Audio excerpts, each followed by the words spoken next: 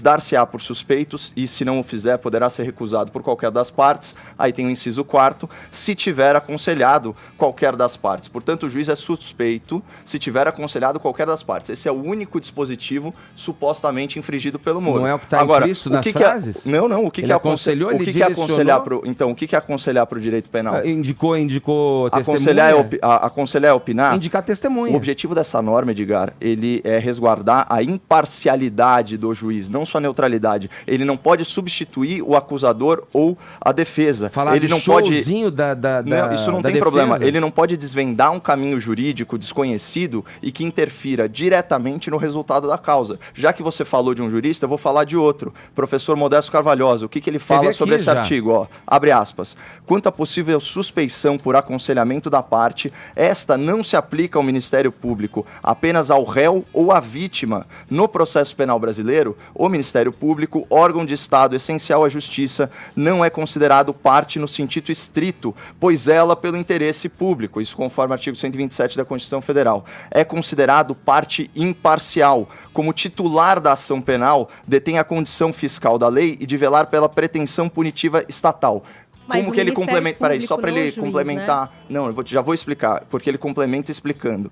Embora se incumba da acusação criminal em juízo, como fiscal da lei, pode o Ministério Público pedir tanto a condenação quanto a absolvição do acusado. Por outro lado, a defesa privada...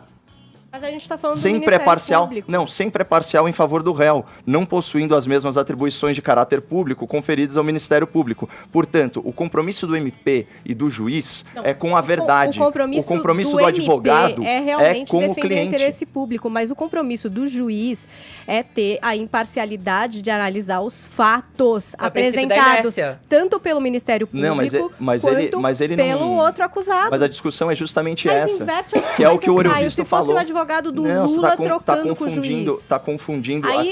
Aí também é a mesma coisa. São amigos, o advogado do Lula é meio amigo do juiz, tudo bem, se der uma conversada. Não tá tudo bem, é só isso. O juiz está lá para ser imparcial. O Ministério Público, sim, está defendendo. Acho que a gente poderia, inclusive, exaltar o Delanhol mais que o Moro. Porque é do interesse mesmo do Estado que se apure isso, que os corruptos sejam presos. Mas quem faz isso é o Ministério Público, é a Polícia Federal. O juiz, ele tá lá, claro, para fazer o meio disso. Ele vai analisar os fatos, ele vai ver o que é que pode, o que é que não pode. Ele não pode ficar nessa troca. Vai lá, MP, vamos pegar só 30%. Mas não, agora vai por aqui. É que assim, o conteúdo da conversa, na minha visão, na visão do professor Modesto Carvalhosa e de tantos outros juristas, ele não contém nenhuma ilegalidade. Se fosse para o advogado do Lula, para um juiz julgando o caso do Lula, vou ler 2 artigos para você, Fefito. É uma conversa normal entre colegas de uma força-tarefa. Se você pegar o CPP, né, quanto à apuração... A tarefa não é com o juiz, é do MP com a Polícia Federal. Deixa eu ler para você o Código de Processo Penal, então, artigo 40, Paulinho. Ó, quando em autos ou papéis... Você pode ler o Código do Processo Penal, mas não vai mudar o que é, Caio. Tem um monte de gente criticando isso. A questão, para mim, é outra. Como garantir os resultados da Lava Jato? A gente quer que quem roubou continue preso. Se o Moro teve um problema ou outro, se isso vai ser levado para o âmbito jurídico, aí é um problema dele. Acho legal ele ir lá se defender. Eu acho que a questão da onde estão essas mensagens, a íntegra dessas mensagens interessa muita gente. Sobre isso que a gente tem que falar, entendeu? Agora, ficar além do termo jurídico já está dividido. Você tem essa opinião, muitos juristas têm outra diferente. O Moro diz que nem sabe se está no contexto certo o que é publicado, mas o tempo todo fica lá colocando. Mas ele próprio diz que não cometeu. Ele fala, eu não cometi ilegalidade. Deixa eu só te passar uma questão que eu queria que te ouvir a respeito.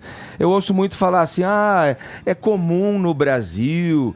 Será que isso é um argumento plausível de se entrar nessa discussão? A vida forense, ela pressupõe essa conversa entre advogado e juiz, entre promotor e juiz, e isso simplesmente foi transposto da oralidade para um aplicativo de mensagem. Eu queria te colocar de uma força-tarefa. Eu não sou juiz, eu leio, procuro me preparar e entender a situação e me manter um pouco distante delas para tentar fazer o melhor possível o meu trabalho aqui. Dito que existe, no meu entender, ali, uma tentativa de tornar natural uma coisa que, a meu ver, aqui como cidadão, não é, de tipo, isso no Brasil acontece.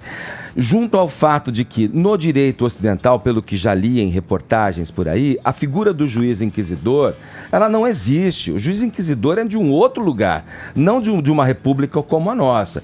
Um juiz que entra dentro de um processo, tomando, por menor que seja, por mais sutil que seja, algum partido ali no intuito de auxiliar um dos lados... Sugerir uma nota à assessoria de imprensa é uma ilegalidade. E mais, porque no final das contas, eu já falei isso pro ouvinte, o objetivo de tudo isso é anular processo. O objetivo disso é Lula livre. Só que não tem o menor sentido. Isso é o que a gente não gostaria. E eu acho que a gente poderia falar sobre isso. Porque eu falo o que eu falo, não desejando isso mas, que você tá falando. Não tem o menor sentido falar em nulidade. Se ele cometesse uma ilegalidade, abriria esse aso para nulidade no processo. Só que para você declarar a nulidade, né, de um ato, é preciso comprovar a ocorrência de um prejuízo processual. É uma máxima francesa. A gente já falou aqui aquele pas de nullité sans griffe. Então, não existe prejuízo objetivamente. Se não existe prejuízo objetivamente verificado, você não anula nada. Aí você pega o artigo 563 do CPP, nenhum ato será declarado nulo se da nulidade não resultar prejuízo para acusação